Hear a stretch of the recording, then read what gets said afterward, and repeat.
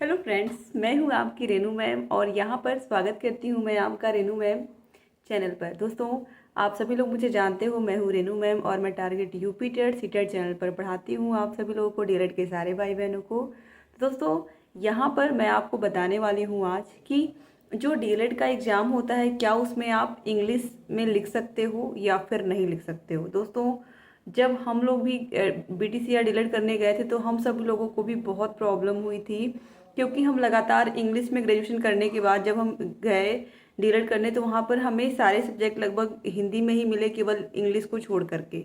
ठीक है, तो इसमें पहले पहले 1-2 महीने तो बहुत दिक्कत हुई, लेकिन जो हिंदी है एक तरीके से हमारे देश की राजभाषा है, तो कोशिश करते करते फिर वो हिंदी में ही सारी चीज़ें अपने आप समझ में आने लगी। तो याद रखिएगा कि जो आप लोग के पेपर हैं, आपका इंग्लिश को छोड़ करके बाकी सारे पेपर हिंदी में ही आते हैं। तो जब क्वेश्चन हिंदी में पूछ रहा है तो आप उसका आंसर इंग्लिश में कैसे दोगे। बहुत सारे भाई बहन कहते हैं कि मैम हमको इंग्लिश में ही आसानी होती है लिखने में, लेकिन दोस्तों यहाँ पर आपको हिंदी में आंसर लिखने होंगे। आप चाहे इंग्लिश मीडियम से भी पढ़े हुए हों, लेकिन हिंदी तो आपको आती ही होगी, इसलिए आपको हिंदी में ही सारे के सारे आंसर लिखने होंगे। और ऑलरेडी अगर आप लोगों ने पेपर देखा है तो अच्छी बात है, नहीं देखा है तो मैं अपलोड कर दूंगी चैनल पर, आप देख लीजिएगा। सारे विषय के पेपर जो क्वेश्चन होते हैं वो बिल्कुल हिंदी में ही लिखे होते हैं, कहीं इंग्लिश में ट्रांसलेशन नहीं होता उसका। तो इस वजह से आप लोगों को हिंदी में ही पेपर देने होंगे। ठीक है, तो उम्मीद करती हूँ कि आप लोगों को समझ में आ गया होगा कि जो कॉपियाँ हैं वो हिंदी में ही आपको लिखनी पड़ेंगी। आप ये कर सकते हो कि कुछ ऐसे शब्द हैं जिनकी हिंदी आपको नहीं आ रही है, तो उसकी जगह पे आप इंग्लिश वर्ड यूज़ कर सकते हो, उसमें प्रॉब्लम नहीं है।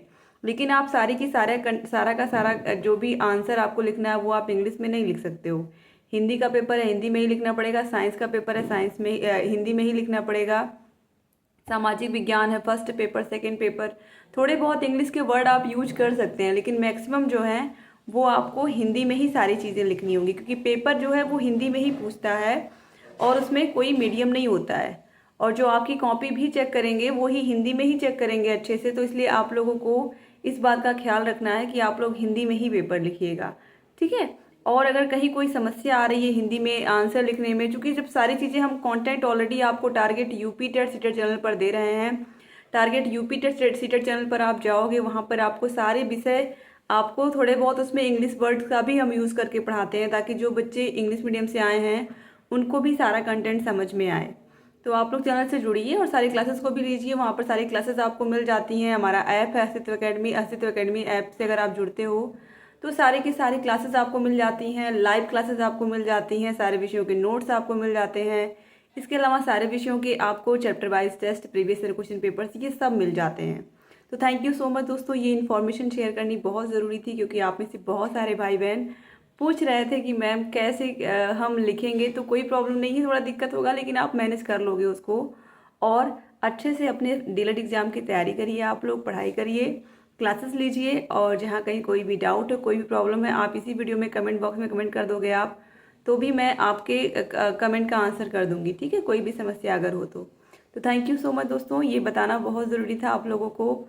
एग्ज़ाम कब होंगे या एग्ज़ाम की डेट कब तक आएगी, इंटर्नशिप के बारे में भी मैंने वीडियो बनाई है, वो भी आप देख लीजिएगा।